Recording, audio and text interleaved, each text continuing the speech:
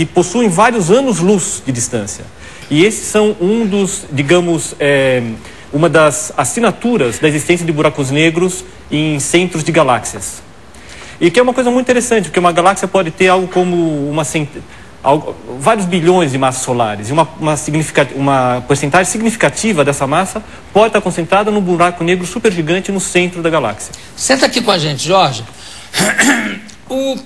Eu gostaria de te perguntar também, você quando falou da nossa galáxia, você atribuiu uma qualidade a essa galáxia, uma galáxia, o quê? Espiral. Espiral.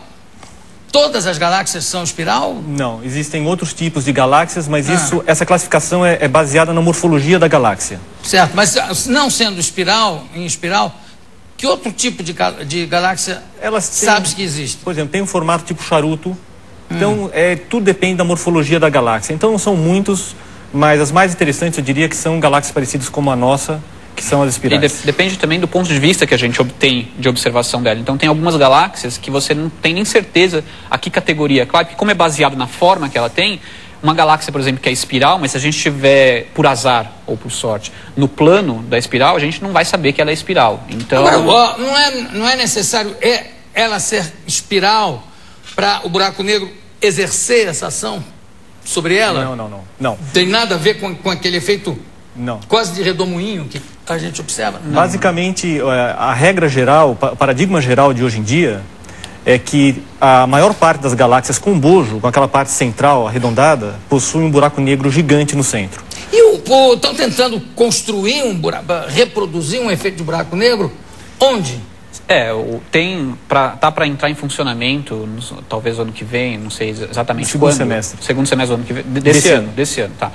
Um acelerador de partículas, né, lá em Genebra, que chama LHC, Large Hadron Collider. Então é um grande colisor de hadrons, que são partículas como próton e nêutron. E, em princípio, eles têm alguns cálculos, dependendo das hipóteses que você faz, né, existiria a possibilidade de, ao colidir prótons ou esses hadrons, você formar mini buracos negros lá. De que tamanho tem isso? Seria muito menor do que um próton, tá certo? Muito menor do que um próton. Não, eu digo a construção em si. A construção tem alguns quilômetros de raio, certo? Tanto passa por baixo da cidade de Genebra, pega ali uma parte que está na Suíça, outra parte está na França. Exatamente. É um acelerador enorme. Várias dezenas de quilômetros. Mas que já existe. O acelerador, na verdade, está sendo reaproveitado. E 8,6 de circunferência. Está mais informado que a gente. Você está melhor do que a gente.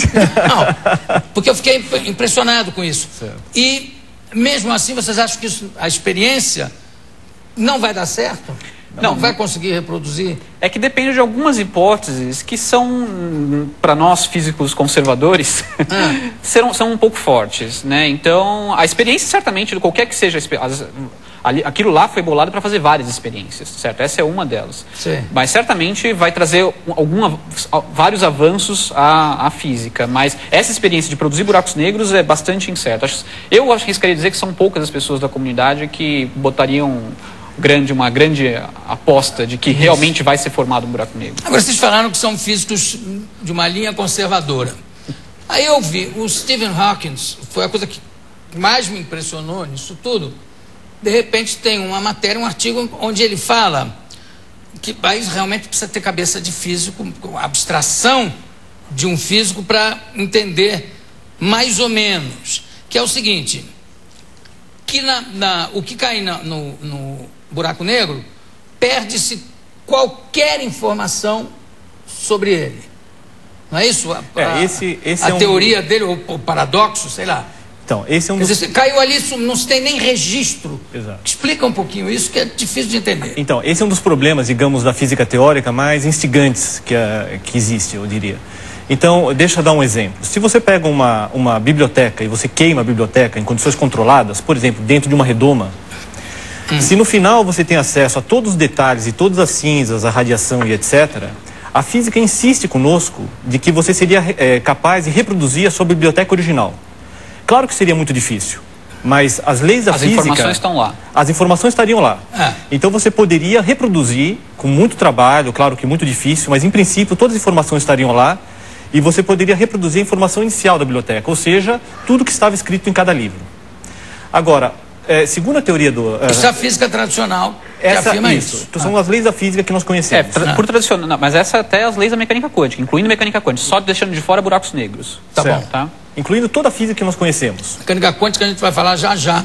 Então, agora, o que Hawking mostrou em 74 é que quando a matéria que cai dentro do buraco, ela é de alguma maneira reciclada e ela sai depois do buraco em forma de partículas elementares.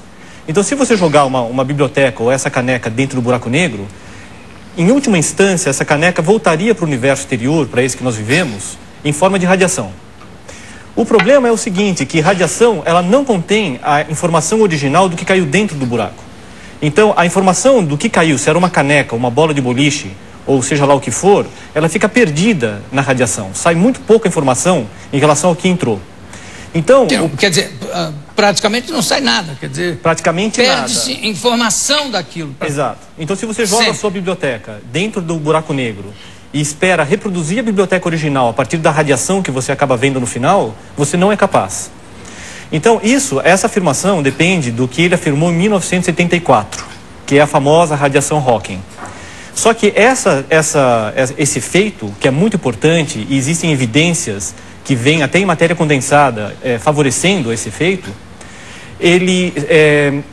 a gente sabe que ele não deve ser a resposta completa, porque esse efeito, ele mistura gravitação com mecânica quântica, e a teoria final que vai ligar essas duas teorias, que são as duas bases da física moderna, essa teoria final ainda não é conhecida.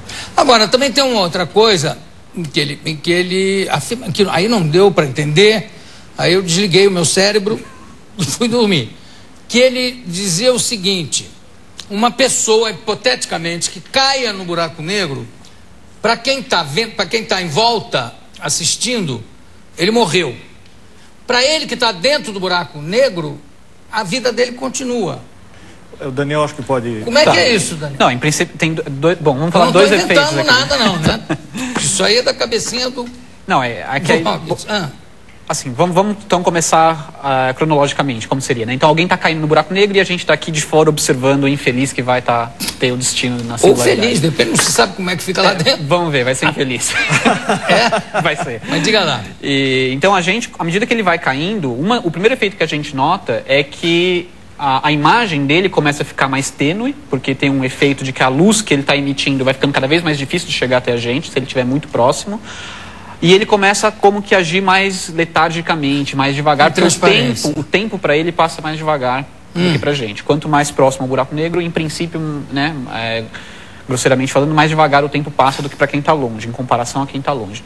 Então, no final das contas, a gente não consegue realmente ver ele entrando no buraco negro, porque a luz de quando ele está lá dentro não consegue mais atingir a gente, tá certo? Nenhuma informação, tá?